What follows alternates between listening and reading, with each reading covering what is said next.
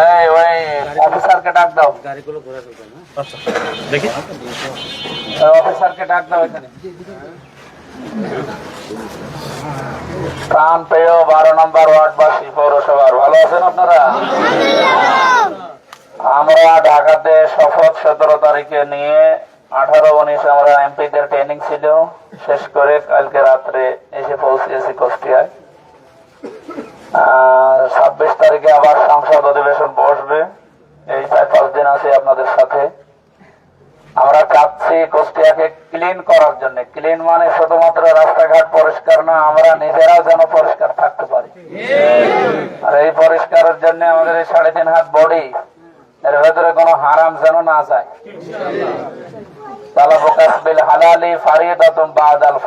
নির্ধারিত ফরজ আদায় করার পর হালাল রুজি উপার্জন করা, এটা কিন্তু ফরজ।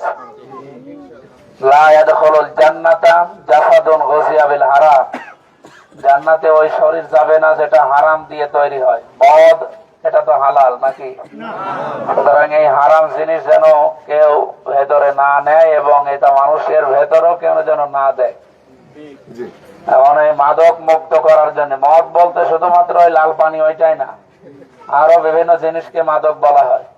এই যে বাবা আছে না, ইয়াবা, এটা কি লাল পানির মতো না বড়ি? এটা একটা মাদক। তারপরে এই যে বিভিন্ন মাজারে মাজারে পাওয়া যায় যেটা বাবা কি, এটাও একটা মাদক।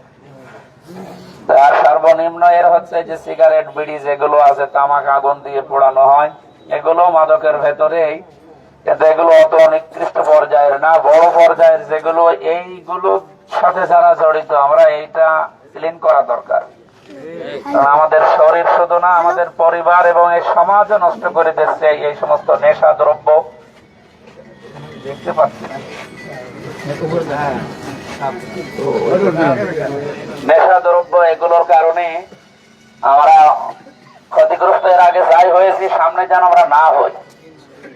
কোন ধর্মে এটা পারমিট করে না। এই যে এখানে অফিসার আছে অন্য ধর্মের লোক, ওনারা সনাতন ধর্মের লোক, ওনাদের ধর্মেও এই উশৃঙ্খলতা, মানুষকে ফাঁকি দেওয়া এবং পরিবার, সমাজ, রাষ্ট্র নষ্ট হয় এমন কোন কথা কোন ধর্মে লেখা নেই। প্রত্যেক ধর্মের নিয়ম নীতিগুলো যদি আমরা একটু মেনে চলি, ফলো করি, রাষ্ট্রের আইন বাদ দিতে, ধর্মীয় আইনগুলো যদি আমরা মেনে চলতে পারি, আগামীতে বাংলাদেশ ইনশাল্লাহ একটা টার্গেট নিয়ে এগিয়ে যাচ্ছে। সংসদের প্রধান যিনি নেতা তারেক জিয়া এবং বিরোধী দলীয় নেতা ডাক্তার শফিকুর রহমান সহ প্রত্যেকের উদ্যোগ ভালো আছে। প্রত্যেকে যেভাবে এখন উদ্যোগ এই 2-3 দিনের ভেতরে নিয়েছে, আশা করছে এগুলো যদি আমরা দল যেটা করেন করেন, আমারও সব বাধা নেই, কিন্তু আপনারা ভালো কাজে সাহায্য করবেন, অন্যায় কাজে প্রতিবাদ করার জন্য প্রত্যেকেই অন্তত তার জায়গা থেকে দাঁড়াবেন। যারা এই মাদকের সাথে জড়িত আছেন, যে কোনো বিষয় বললাম মাদকের গুলো, তাদের পুনর্বাসন এবং অন্য কোনো কর্মজীবন তৈরি করার জন্য আহ্বান জানাচ্ছি।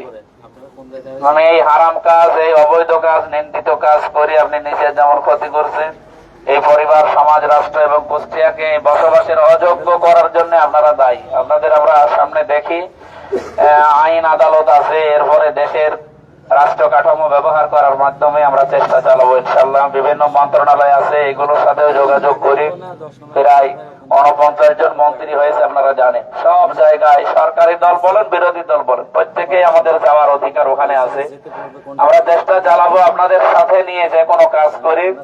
বছরে বছরে যা আসবে, সরকারি দল, বিরোধী দল, যে কোনো দল হোক, এমপি যারা, তাদের কাছে বরাদ্দ সমান আসে। সরকারি দল ভাড়া থাকলে তারা একটু এদিক ওদিক করে অনেক কিছু নিয়ে আসতে পারে, আমরাও পারবো ইনশাল্লাহ। আমার ফেস ভ্যালু একটা আছে, এটা আমরা কাজে লাগাবো। আমার নিজের জন্য না, আপনাদের জন্য আমরা কাজে লাগাবো ইনশাল্লাহ। যেহেতু কষ্ট করেছেন আপনারা, থাকেন, দেখি সামনে আবার আসবো। আজকে জমান নামাজ তো, সারা রাত এমনিতে জার্নি, এরপরে এই 2 দিন একাধারে, মানে 24 ঘন্টার প্রায় 12-13 ঘন্টা ট্রেনিং এ থাকা লাগে। এই জন্য শরীরও ক্লান্ত লাগছে। আসবো আবার, দোয়া করে।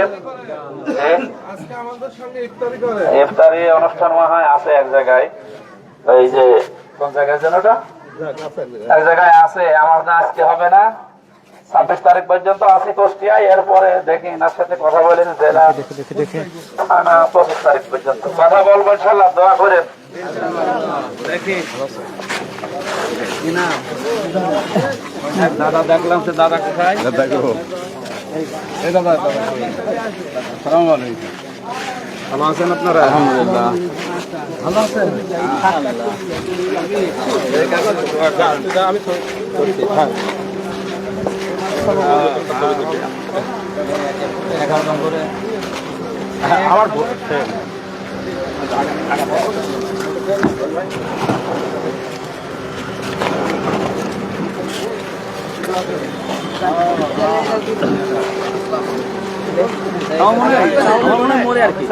এই পাশে যাবো ভাই, এই পাশে যাবো তালে মোটর মোড়ে 11টা 24 বাসার দিক যান 11টা 24 মিনিটে গেছে